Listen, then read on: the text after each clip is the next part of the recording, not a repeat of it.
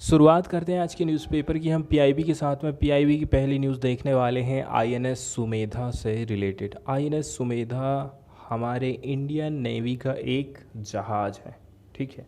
ये पिक्चर आप देख रहे हैं, समुद्री जहाज़ जिसका नाम रखा गया है आईएनएस सुमेधा।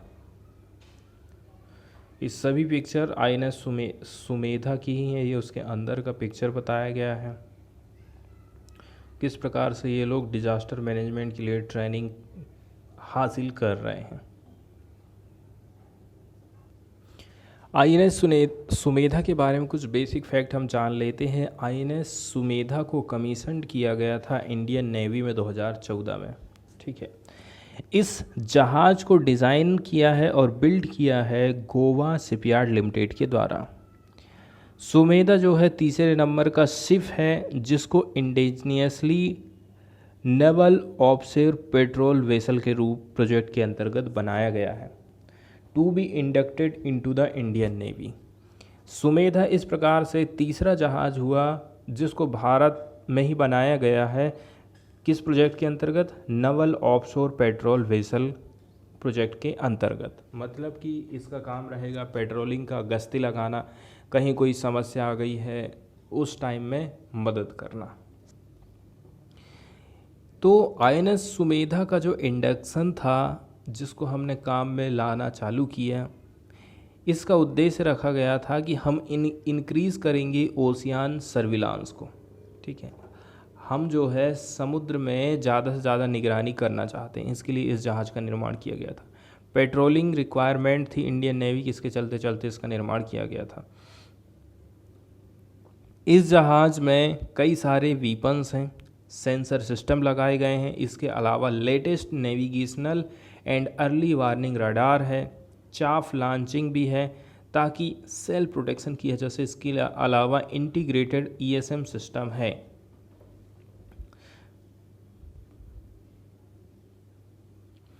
अब हम चलते हैं न्यूज़ की तरफ। तो न्यूज़ में बताया जा रहा है, रक्षा मंत्रालय की ये न्यूज़ आई है, आईएनएस सुमेधा का इंडोनेशिया स्थित बाली का दौरा। दक्षिण पूर्व हिंद महासागर में भारतीय नौसेना की लंबी दूरी की तैनाती के तहत आईएनएस सुमेधा 4 अगस्त से 6 अगस्त 2022 तक बाली के तांजुक बेनोआ पत्तन के दौरे पर है। तांजुक बेनोआ बंदरगाह, इसका दौरा करने के लिए इसको भेजा गया है। ये जहाज़ भारत के स्वतंत्रता दिवस और आज़ादी का अमृत महोत्सव समारोह के अंतर्गत ऑस्ट्रेलिया स्थित पर्थ के रास्ते में है। ऑस्ट्रेलिया के पर्थ तक ये जाने वाला है। बाली इस यात्रा का उद्देश्य, बाली इसको आखिर हम भेजे क्यों हैं? हमारे जो बायलैटरल रिलेशन है इसको हम मजबूत कर सकें। इसके अलावा आपसी जो सैन्य सहयोग है उसको बढ़ावा देंगे। इंडोनेशिया की नौसेना के साथ अंतर परिचालनीयता में सुधार करेंगे। बाली में पोत चालक दल अपने प्रवास के दौरान इंडोनेशियाई नौसेना समकक्षों के साथ पेशेवर संवाद करेंगे। क्रॉस डेक यात्रा और खेल प्रतियोगिताओं में भी शामिल होंगे। तो बाली में पहुंचने से पहले इस जहाज़ ने 2 अगस्त 2022 को इंडोनेशिया की नौसेना की एक सिग्मा श्रेणी के लड़ाकू जलपोत जहाज़ KRI सुल्तान हसनुद्दीन के साथ समुद्री अभ्यास किया था। इसमें क्या क्या हुआ? जैसे कि जो जहाज़ है, नाविक उन्नति, सामरिक युद्धाभ्यास, संचार की प्रक्रियाएं इसमें शामिल थीं। इसने दोनों सेनाओं को आपसी पेशेवर अनुभव को साझा करने और समुद्री सहयोग को मजबूत करने का अवसर प्रदान किया था। आईएनएस सुमेधा भारत में ही निर्मित एक अपतटीय गश्ती पोत है, गश्त लगाते रहता है। इसे स्वतंत्र रूप से और बेड़े के परिचालन की सहायता को लेकर कई कामों के लिए हम यूज़ करते हैं। ये पोत विशाखापत्तनम स्थित भारतीय नौसेना के पूर्वी वाले बेड़े का एक हिस्सा है। बेड़ा मतलब बहुत सारे जहाज़ों का जो ग्रुप रहता है उसको बेड़ा कहते हैं। इसके अलावा पूर्वी नौसेना कमान के flag officer commanding in chief के संचालन के तहत काम करता है। सेकंड वाली न्यूज़ है हमारी जल पुरस्कार से रिलेटेड, वाटर अवार्ड से रिलेटेड। ये इस बार जो प्रोवाइड किए गए हैं वो 4थे नंबर के जल पुरस्कार हैं। इस पुरस्कार की सूचना पोर्टल की वेबसाइट है www.awards.government.in पर आप देख सकते हो। आवेदन जमा करने की अंतिम तिथि 15 सितंबर 2022 रखी गई है। राष्ट्रीय जल पुरस्कार जल समृद्ध भारत पहल को पूरा करने में देश भर के लिए किए गए अनुकरणीय कार्यों और प्रयासों को मान्यता देता है और प्रोत्साहन करता है। जल शक्ति मंत्रालय के जल संसाधन, नदी विकास और गंगा संरक्षण विभाग ने एक वेबसाइट है awards.government.in, यहाँ पर चौथे राष्ट्रीय जल पुरस्कारों की सूचना दी है। जितने भी एप्लीकेशन हैं ऑनलाइन मोड से राष्ट्रीय पुरस्कार पोर्टल के माध्यम से प्राप्त किए जाएंगे। अधिक जानकारी के लिए जल शक्ति DOWR.government.in पर देख सकते हैं। आवेदन जमा करने की अंतिम तिथि रखी गई है 15 सितंबर 2022। इसके लिए क्या क्या पात्रता है, तो कोई भी राज्य, जिला, ग्राम पंचायत, शहरी निकाय, मीडिया, स्कूल, संस्थान, उद्योग, गैर NGO, जल उपयोगकर्ता संघ जिसने जल संरक्षण और प्रबंधन के क्षेत्र में कुछ बढ़िया काम किया है, वो एप्लीकेशन लगा सकते हैं। अब यदि आप जीत जाते हो पुरस्कार तो इसमें आपको एक ट्रॉफी मिलेगी, साथ ही साथ में आपको प्रशस्ति पत्र मिलेगा और मिलेगा रुपया। रुपया कितना मिलेगा? पहले यदि आप स्थान आते हो तो 2 लाख रुपए, सेकंड आते हो तो 1.5 लाख रुपए और तीसरे आने वाले को 1 लाख रुपए का इनाम दिया जाएगा। कैसे करके सिलेक्शन किया जाएगा? तो जो चौथे नंबर के जल राष्ट्रीय पुरस्कार हैं, इसके लिए जितने भी एप्लीकेशन आ रहे हैं, जितने भी प्राप्त एप्लीकेशन रहेंगे, इनको जल संसाधन, नदी विकास और गंगा संरक्षण विभाग इसने एक जूरी समिति बनाया है। जूरी समिति के पास ये एप्लीकेशन जाएंगे। जूरी समिति जो सिफारिश करती है उसके अनुसार पुरस्कार प्रोवाइड किया जाएगा। समिति की सिफारिश अनुमोदन के लिए केंद्रीय जल शक्ति मंत्री को प्रस्तुत की जाती है। ठीक है, समिति ने जो भी डिसीजन लिया है तो वो फिर भेज देते हैं मंत्री के पास में। कौन से मंत्री? केंद्रीय जल शक्ति मंत्री। इसके बाद विजेता के नामों की घोषणा पार्टिकुलर डेट पर कर दी जाएगी कि 10 लोग जीते हैं या फिर 20 लोग जीते हैं। तो ये तो थे राष्ट्रीय जल पुरस्कार। पुरस्कारों का ब्यौरा यहाँ पर दिया गया है, कौन कौन सी श्रेणी है, योग्य प्रतिष्ठान कौन है, पुरस्कार क्या है और पुरस्कारों की संख्या कितनी रहेगी। लगभग यहाँ पर 11 कैटेगरी में इसको बांटा गया है। ये जो पुरस्कार है भारत सरकार की जल समृद्ध भारत, भारत में पीने की कितनी समस्या है ये आप समझ सकते हैं। तो जल समृद्ध भारत की परिकल्पना गवर्नमेंट ने करी है। देश भर में राज्य, जिला, व्यक्ति, संगठन ये जो भी बढ़िया काम करते हैं जल संरक्षण के लिए, उनके प्रयासों की पहचान करने के लिए, उनको प्रोत्साहित करने के लिए पुरस्कार दिए जाते हैं। इससे जनता को पानी के महत्व के बारे में जागरूक करना और उन्हें सर्वोत्तम जल प्रयोग प्रथाओं को अपनाने के लिए प्रेरित किया जाता है। अलग अलग श्रेणी के पुरस्कार विजेताओं को प्रशस्ति पत्र मिलेगा, ट्रॉफी मिलेगा, नगद पुरस्कार दिया जाएगा। ये पुरस्कार जितने भी हितधारक हैं भारत में, स्टेक होल्डर हैं, उनको कहता है कि जल संसाधन मैनेजमेंट के प्रति अपना एक समग्र दृष्टिकोण रखिए, क्योंकि जो सरफेस वाला वाटर है और जो भूमिगत जल है, ये दोनों ही जल चक्र में महत्वपूर्ण भूमिका निभाते हैं। इन उद्देश्यों को पूरा करने के लिए विभाग ने 2018 में राष्ट्रीय जल पुरस्कारों का पहला संस्करण पेश किया था। यदि हमसे पूछा जाता राष्ट्रीय जल पुरस्कारों की शुरुआत कब हुई, तो 2018 में हुई थी।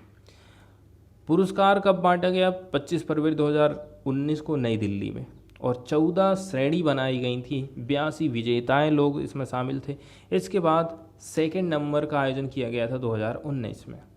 ठीक है, तो इसमें भारत के उपराष्ट्रपति ने 16 कैटेगरी में 98 विजेताओं को 11 से 12 नवंबर 2020 के बीच में ये पुरस्कार प्रोवाइड किए थे। तीसरे नंबर का 29 मार्च 2022 को आयोजित किया गया, जिसमें 11 श्रेणी बनाई गई थी और 57 लोग इसमें विजेता बने थे। इसके बाद हम सीधे चलते हैं द हिंदू की खबरों की तरफ और देख लेते हैं कौन कौन सी खबरें इसमें महत्वपूर्ण हैं। पहली हम खबर देख रहे हैं रेपो रेट से संबंधित। ठीक है, मॉनेटरी पॉलिसी कमेटी की जब बैठक होती है, आरबीआई की तरफ से कुछ डिसीजन लिए जाते हैं, जिसमें ये पता चल जाता है कि बैंक जो है अपनी ब्याज दर कम करेंगे या फिर ज़्यादा करेंगे। जैसे कि repo rate, reverse repo rate को यदि आरबीआई चेंज करता है तो कुल मिलाकर के ऐसा कहा जाता है कि वो महंगाई को कंट्रोल करने के लिए कदम उठा रहा है। उसका असर ये हो जाता है कि जो इंटरेस्ट रेट है वो बढ़ जाता है। इसका मतलब ये हो गया कि आपके जेब में यदि 100 रुपये है, ठीक है, 100 रुपये में पहले आपको 1 रुपया ब्याज देना पड़ता था, तो आज के टाइम में आपको 10 रुपया ब्याज देना पड़ेगा, एग्जाम्पल के तौर पर। इसका मतलब ये हो गया जो आपका जो जेब है वो कैसा हो रहा है, सरकार खाली कर रही, आरबीआई कुल मिला के अपनी आपकी जेब से पैसा खींचना चाहता है। वो ऐसा इसलिए करता है ताकि जो महंगाई है, मार्केट में जो मनी की मात्रा बढ़ गई है, पैसे का जो इनफ्लो है बहुत ज़्यादा हो गया मार्केट में, उसको आरबीआई अपने पास खींचता है, ठीक है। इसलिए वो रिवर्स रेपो रेट और रिपो रेट में चेंजेस करते रहता है। अब हम समझने की कोशिश करते हैं कि रिपो रेट आखिर होता क्या है। मान के चल लीजिए ये है आपका, ये है एसबीआई और ये है आरबीआई, ठीक है। एसबीआई के पास 100 रुपये है अभी, वो उसको लग रहा है एसबीआई को कि मेरे को 50 रुपये की ज़रूरत है, ठीक है। उसको 50 रुपये की ज़रूरत है तो वो जाएगा आरबीआई के पास में और आरबीआई से उधार ले लेगा 50 रुपये और आरबीआई इसको 50 रुपये दे देगा। तो जिस ब्याज दर में इसके लिए जो आरबीआई ब्याज दर लगाएगा, उस ब्याज दर को हम कहते हैं repo rate. The repo rate is the rate which a nation's central bank gives money to commercial bank in the time of a cash shortage. Cash shortage रहेगा आरबीआई एसबीआई के पास में तो उसको आरबीआई पैसा दे देगा, ठीक है। अब कंडीशन ऐसी हो गई है कि आरबीआई क्या चाहता है, आरबीआई ये चाह रहा है कि एसबीआई से हम पैसा खींचें। एसबीआई से हम ज़्यादा से ज़्यादा पैसा खींचना चाहते, बैंक के पास माल रखा हुआ है, उसको यदि हमें खींचना है तो हमें क्या करना पड़ेगा, हमें अपने ब्याज की दर में कटौती करना पड़ेगा, ठीक है। तो यदि हम अपने ब्याज की दर में कटौती कर देते हैं तो एसबीआई हमसे ज़्यादा से ज़्यादा लोन लेगा, ठीक है। मान के चल लीजिए आप यहाँ पर खड़े हैं, आपको लग रहा है कि आरबीआई ने रेट को डाउन कर दिया है, तो आप क्या करोगे, आप जाओगे ज़्यादा से ज़्यादा लोन लेगो। यदि वहीं आरबीआई रेट को बढ़ा देता है, इसका मतलब ये हो गया है कि अब हम आरबीआई से पैसा नहीं लेंगे, हमें लोन महंगा पड़ रहा है, हमारे पास जितना माल हम उसी से काम चलाएंगे, ठीक है। तो इस प्रकार से तो हुआ ये रेपो रेट। रेपो रेट क्या है, रेपो रेट वो दर होती है जिसमें सेंट्रल बैंक मनी देता है कमर्शियल बैंक्स को जब कभी ज़रूरत पड़ती है उस टाइम में, ठीक है। अब जब इन्फ्लेशन का समय चलता हो, सेंट्रल बैंक इंक्रीज़ कर देगा रेपो रेट को, ठीक है। सेंट्रल बैंक क्या काम कर रहा है, रेपो रेट को बढ़ा दे रहा है। जैसे ये एसबीआई है, ठीक है, और ये आरबीआई है। इस टाइम में जब इन्फ्लेशन बढ़ा तो आरबीआई ने कह दिया कि हम रेपो रेट को अब बढ़ा रहे हैं, ठीक है। रेपो रेट को यदि बढ़ाएगा आरबीआई तो इससे क्या होगा, अब जो एसबीआई है वो आरबीआई के पास नहीं जाएगा, उसने ब्याज दर बढ़ा दिया है, हम नहीं जा रहे, हम लोन नहीं लेंगे, महंगा पड़ रहा है हमको, हमारे पास जितना मनी हम उतने से काम चला लेंगे। Because of it the money supply in the economy is reduced, ठीक है। ऐसा क्यों किया जा रहा है, क्योंकि मनी की सप्लाई मार्केट में कम हो गई है, लोगों के पास पैसा कम है, तो आरबीआई कह रहा है आप अपना पैसा अपने पास रखो, मैंने ब्याज दर बढ़ा दिया हूँ, अभी मत दो मेरे उस पैसा, ठीक है। जब भी रेपो रेट बढ़ाया जाता है तो उसका असर फिर बैंक के ऊपर भी पड़ता है। और मान के चलो मजबूरी में यदि मुझे लेना पड़ जा रहा है आरबीआई के पास से, मैं ले रहा हूँ तो मुझे महंगा पड़ रहा है, तो मैं एक काम करूँगा, ग्राहक को भी महंगा दूँगा। जैसे कि यदि मुझे महीने में 8,700 रुपया मेरा कटता था, अब जब महंगाई बढ़ गई है तो अब मुझे 8,000 लगभग 900 रुपया, 999 ऐसा कुछ पेड करना पड़ जाएगा, ठीक है। तो यदि रेपो रेट में चेंजेस आता है तो उसका असर आपकी जो मंथली ईएमआई है उस पर भी पड़ता है। जैसे कि यहाँ पर हाल ही में रेपो रेट क्या चल रहा है, तो लगभग 4.5 के आगे पीछे ये रेपो रेट हुआ करती है। This is the interest rate at which reserve bank of India provide short term money to Indian bank. ये वो दर होती है जिस दर पर एसबीआई को पैसा आरबीआई देता है। हाई फूड कॉस्ट, यदि महंगाई बढ़ रही है, महंगाई यदि मार्केट में बढ़ना लग जाती है तो फिर आरबीआई का काम करता है मार्केट से पैसा खींचता है, अपने ब्याज दर को कम कर देता है। ब्याज दर कम करेगा तो बैंक जितने भी अपने पास में ज़्यादा से ज़्यादा मनी को आरबीआई को देना चाहेंगे और ब्याज कमाना चाहेंगे। नेक्स्ट न्यूज़ हम देखने वाले हैं, लोकसभा में एक बिल रखा गया है, ठीक है, प्राइवेट बिल रखा गया है, रिलीजियस एनिमोसिटी बिल। तो ये जो रिलीजियस एनिमोसिटी बिल है काफ़ी ये चर्चा में रहा है, देख लेते हैं। लोकसभा में बीजेपी के एमपी हैं सुनील कुमार सिंह। फ्राइडे के दिन इन्होंने इंट्रोड्यूस करा था प्राइवेट मेंबर्स बिल को लोकसभा में।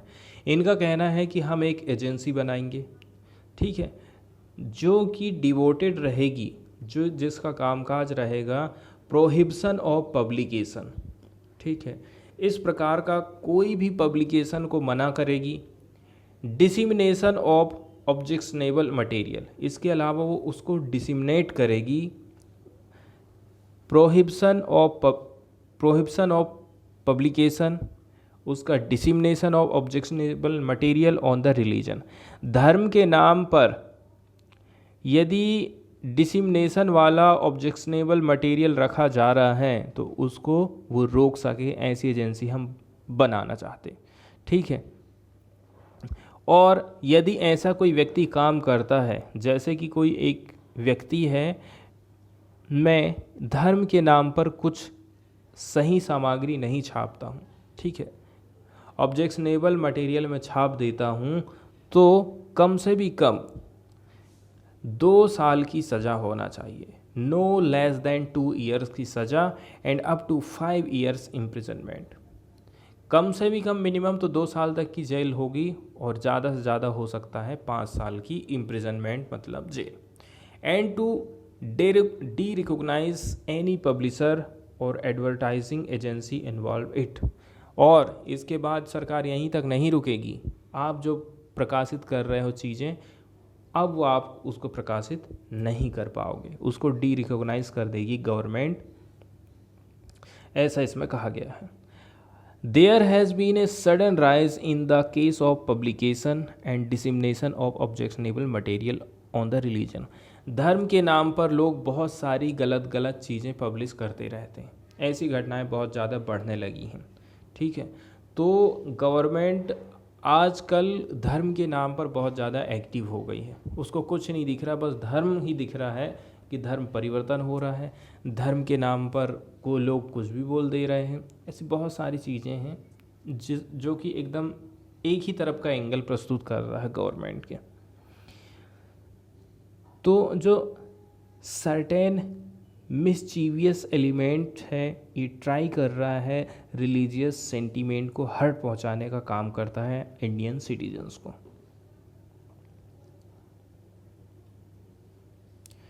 ये बिल जो है काफ़ी इंटरेस्टिंग है, in that it comes at a time when several cases have been filed in different part of the country. ये ऐसे टाइम में आया है जब धर्म के नाम पर कई लोगों के ऊपर केसेस दर्ज किए गए। हाल ही में नुपुर शर्मा हो गई, तो फिर क्या ऐसे लोगों के ऊपर केसेस हो पाएगा या फिर वन साइडेड ही सब कुछ रहेगा, ये देखने वाली बात रहेगी। तो कुल मिलाकर आप ये देख रहे हो, एक धर्म वाले दूसरे धर्म के ऊपर लगातार आरोप प्रत्यारोप लगाते रहते हैं, ऐसे टाइम में ये बिल को इंट्रोड्यूस किया जा रहा है। भारत सरकार अभी तक कहाँ तक पहुँच पाई है क्लीन एनर्जी के टारगेट को अचीव करने के लिए? Power minister R K. सिंह ने फ्राइडे के दिन बताया था लोकसभा में, उनका कहना है India was outstripping developed countries, ठीक है, इंडिया क्या काम कर रहा है?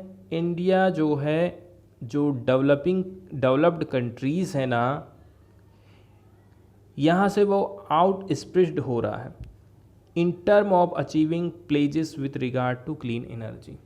कुल मिलाकर के जो प्रतिज्ञाएं करा है वो उसको कंप्लीट करने में आगे बढ़ रहा है। आगे उनका कहना है, while moving the energy conservation amendment bill 2022, Lok Sabha में इस बिल को लाया गया है। एक ऐसा बिल है जो क्या काम करता है, वो मैंडेटरी करता है for buildings with A minimum connected load of 100 kilowatt. इस बिल के अंतर्गत कोई भी बिल्डिंग यदि बन रही है, ठीक है, तो आपकी बिल्डिंग में अनिवार्य कर दिया जाएगा मिनिमम कनेक्टेड लोड 100 किलोवाट का, to meet their energy requirement from renewable sources. आप यदि घर बना रहे हो तो घर बनाते समय आपको ये ध्यान रखना है कि कम से भी कम जो 100 किलोवाट की ज़रूरत है वो आप किससे पूरा कर सको, रिन्यूएबल सोर्सेज से पूरा कर सको। ऐसा एक बिल लोकसभा में आने वाला है। अगली न्यूज़ हम देखने वाले हैं एक वेबसाइट से रिलेटेड, केंद्र सरकार की तरफ से जिसको लॉन्च किया गया है एक पोर्टल को, ताकि आप रजिस्टर्स कर सकें राशंस के लिए। केंद्र सरकार ने लॉन्च कर दिया है एक कॉमन फैसिलिटी को, ठीक है, ताकि आप रजिस्टर कर सकें नाम को कहाँ पर, राशन कार्ड में। पायलट बेसिस पर इसको चालू किया गया है 11 स्टेट और यूनियन टेरिटरीज़ में। फूड सेक्रेटरी सुधांशु पांडे ने कहा था प्रेस पर्सन्स को, ठीक है, सुधांशु पांडे ने कहा था प्रेस पर्सन को, कब, फ्राइडे के दिन। ये जो फैसिलिटी है इससे क्या फ़ायदा होने वाला, ये जो स्टेट है ना, ये आइडेंटिफाई कर पाएंगे, वेरीफाई कर पाएंगे एलिजिबल बेनिफिशरीज़ को जो कवर किए जाते हैं नेशनल फूड सिक्योरिटी एक्ट के अंतर्गत। मतलब कि सही व्यक्ति को इस स्कीम का फ़ायदा मिल रहा है कि नहीं मिल रहा। नेम्ड एज राशन मित्र, नाम क्या रखा गया वेबसाइट का, ration Mitra. This software developed by the national informatics centre, इस सॉफ्टवेयर को डेवलप किया गया नेशनल इंफॉर्मेटिक्स सेंटर के द्वारा। इसका यूज़ किया जाएगा लोगों को इनरोल करने में किसी भी स्टेट में।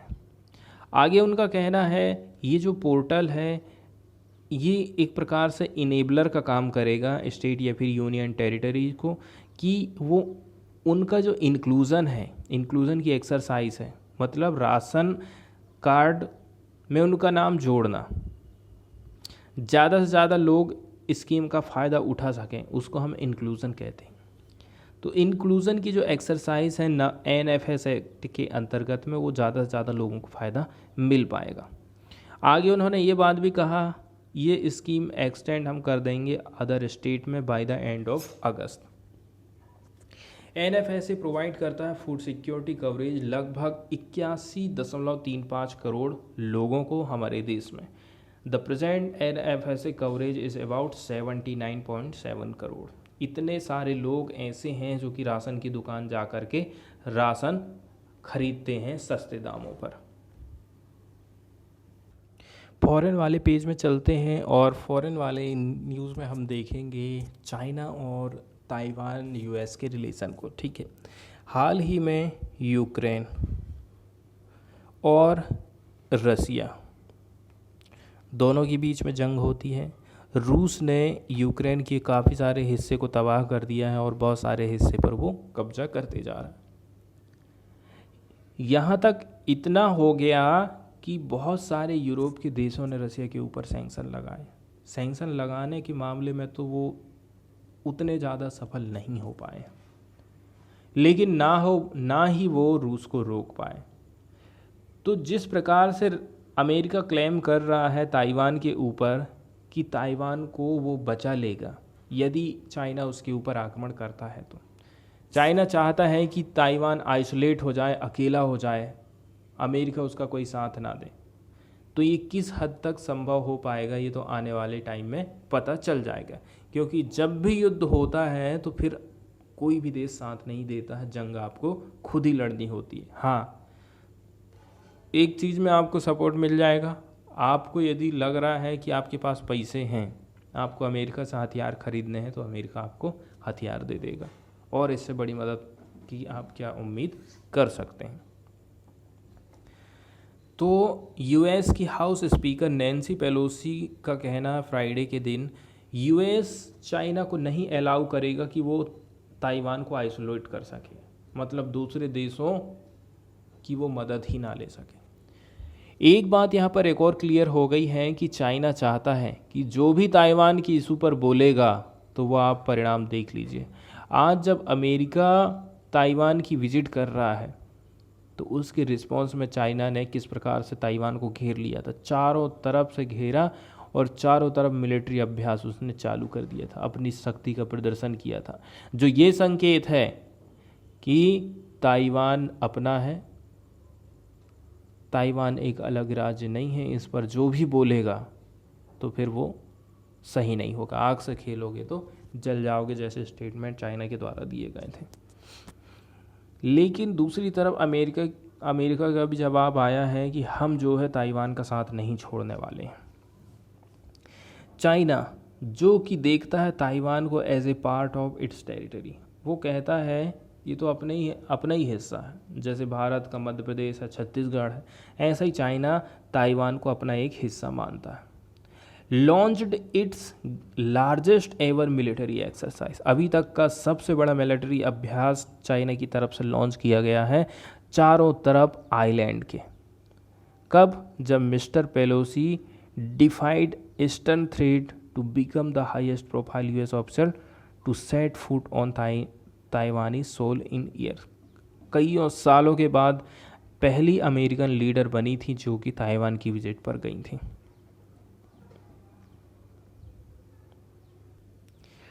एडिटोरियल की तरफ हम चलते हैं और समझने की कोशिश करेंगे चाइना और ताइवान दोनों के बीच में हाल की जो सिचुएशन बन रही है। ठीक है, दोनों में सिचुएशन लगभग सेम ही है। ठीक है, ये ताइवान है और ये हो गया आपका चाइना। चाइना क्लेम कर रहा है ताइवान के ऊपर, लेकिन ताइवान एकदम क्लियरली कड़े शब्दों में ये कह रहा है कि नहीं, हम एक संप्रभु राष्ट्र हैं, हमारे ऊपर किसी का अधिकार नहीं है, हम किसी का दबाव नहीं सहेंगे, हम अपने डिसीजन अपने से लेंगे। ताइवान ने एक क्लियर मैसेज दे दिया है चाइना को। ठीक इसी प्रकार का क्लेम चाइना करता है भारत पर। ठीक है, भारत की जो बॉर्डर वाले एरियाज़ हैं, चाहे वो एलएसी को लेकर के हो, चाहे वो अन्य राज्यों को लेकर के हो, कि ये तो पूरा का पूरा गांव जो है अपने नक्शे में दिखा देना हो, चाइना ऐसा क्लेम करते रहता। एलएसी में हाल ही में चाइना अपनी बढ़त बनाया, भारत ने उसको स्वीकार ही नहीं किया। ठीक है, जब भारत की जनता भारत की सरकार से क्वेश्चन पूछती है कि क्या चाइना हमारे सीमा में घुसा है, भारत की तरफ से कोई जवाब नहीं दिया जाता, या फिर भारत की तरफ से इसको स्वीकार नहीं किया जाता। तो नहीं घुसा है तो इसका मतलब ये हो गया है कि यदि थोड़ा सा भी वो अंदर आया है, घुसा है, तो आप उसको अलाउ कर दे रहे हो।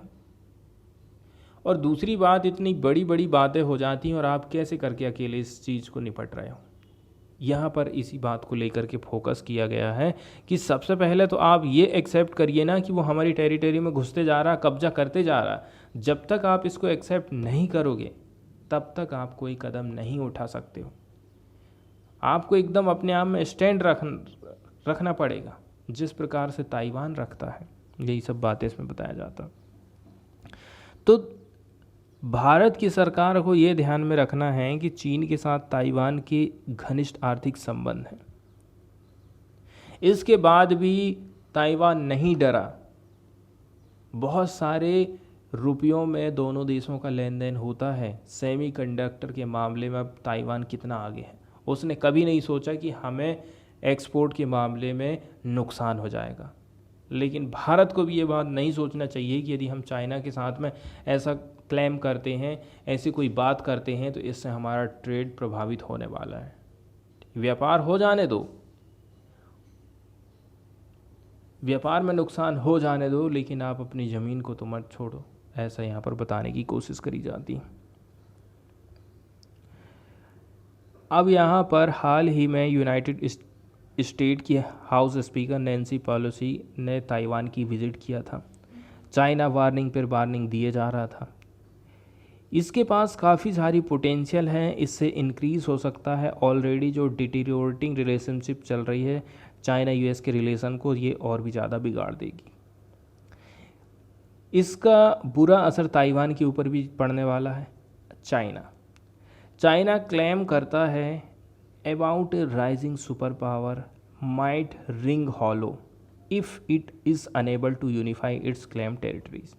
और चाइना जो कि अपने आप को सुपर पावर कह रहा है, और वो ताइवान जैसे देश को यदि अपने में नहीं कब्जा कर पाया, अपने में एक नहीं कर पाया, तो उसके सुपर पावर कहने का कोई मतलब ही नहीं हुआ। चाइना का ये स्टैंड है। अमेरिका क्या सोच रहा है? अमेरिका फिर से इस्टेब्लिश करना चाहता है, उसकी जो छवि विश्व भर में कमी होते जा रही है। ठीक है, इसलिए हर मुद्दे पर अमेरिका बोलता है किसको क्या करना चाहिए, कैसा से कैसा करो, ऐसा नहीं ऐसा करो। कौन बोलते रहता है हमेशा? अमेरिका। तो चाहे वो शत्रु देश हो चाहे वो मित्र देश हो, दोनों की नज़रों में अमेरिका अपने आप को हमेशा ऊपर रखना चाहता है। इसीलिए इस प्रकार की जो विजिट है अमेरिका के द्वारा की गई है। ताइवान के लिए क्या होने वाला है इस यात्रा से? Taiwan it is about standing up to Chinese bullying and making its red lines clear to Beijing. Taiwan के लिए क्या बात है, यहाँ पे एकदम मजबूती के साथ खड़े होइए चाइना के साथ, और रेड लाइन खींच दो कि देखो इससे आगे बढ़ने की कोशिश मत करना। ये ताइवान के लिए ऐसा कंडीशन पैदा कर रहा है।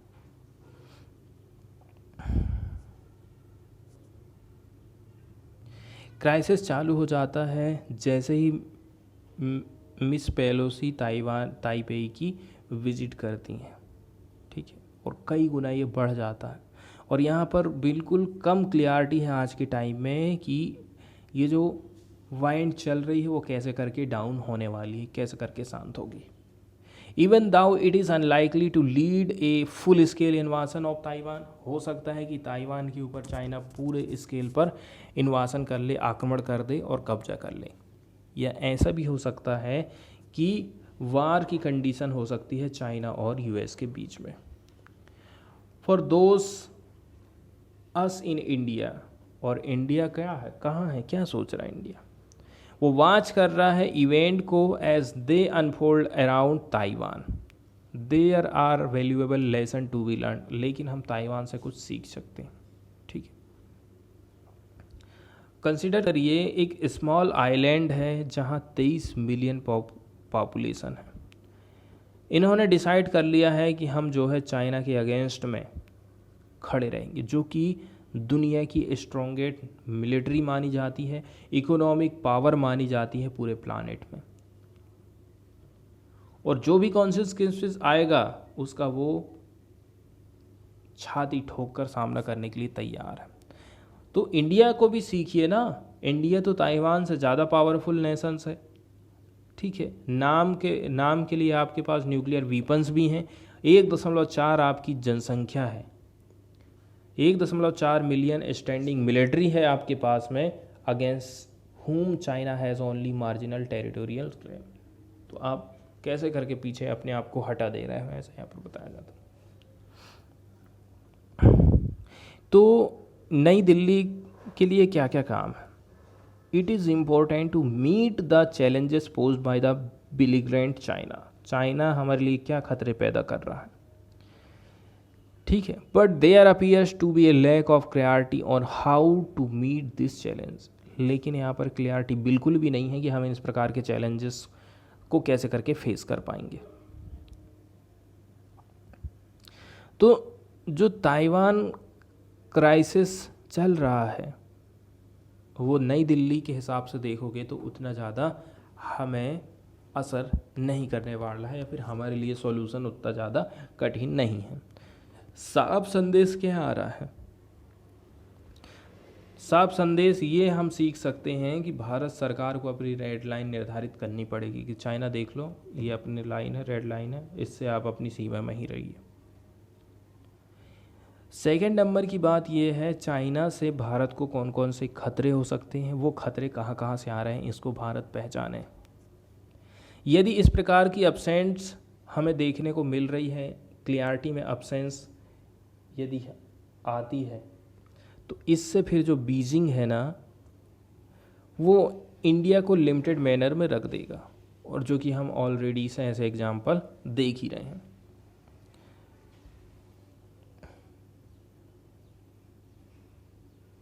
पूरी दुनिया जानती है कि LAC को लेकर के 2020 में किस प्रकार से स्टैंड ऑफ देखने को मिला था चाइना और भारत की आर्मी के बीच में। लेकिन हमने ये रियलाइज़ किया था, one of the major reason behind new Delhi's rather muddled articulation of the Chinese aggression 2 years ago is domestic political calculation. Bharat ने इसको डोमेस्टिक पॉलिटिक्स के नज़रिए से देखा था। तभी से लेकर के आज तक इंडिया की जो लीडरशिप है ना, इसने एक भी क्लैरिफिकेशन नहीं दिया है किसको, देशवासियों को, what really went on at the border in 2020, कि आखिर में रियली में 2020 में बॉर्डर में आखिर हुआ क्या था, and whether China continues to be in illegal occupation of Indian territories, और क्या वास्तव में चाइना इंडिया की टेरिटरी में घुसा था। ये बात अभी तक किसी को क्लियर नहीं हो पाई है। When domestic political calculation prevent India's leaders from acknowledge the China threat. Domestic political calculation क्या कह रहा है, भारत की राजनीति ये कह रही है नेताओं को कि आप जो है इसको एक्सेप्ट मत करिए कि चाइना आपकी टेरिटरी में, आपकी ज़मीन में घुसा है, ठीक है। It provides Beijing the cover of ambiguity to pursue its territorial claim vis-a-vis India's. वहीं इससे बीजिंग को थोड़ा सा सर ऊंचा करने का मौका मिल जाता है कि चलो वो तो कुछ बोल ही नहीं रहा है, उनके देश वाले तो देश की सरकार कुछ बोल ही नहीं रहे, घुसते चले जाओ, घुसते चले। कुल मिलाकर के बीजिंग को बढ़ावा मिलता है। तो जो नेशनल पोजीशन है या फिर जो नैरेटिव होता है in India about the threat that China poses, absence of national position, यहाँ पर हम क्या देख रहे हैं, यहाँ पर अब्सेंस है नेशनल पोजीशन की। यहाँ पर अपनी कोई नेशनल पोजीशन भारत बना ही नहीं पाया है, किस मामले में, चाइना के चलते चलते जो थ्रेट उत्पन्न हुआ है उसको।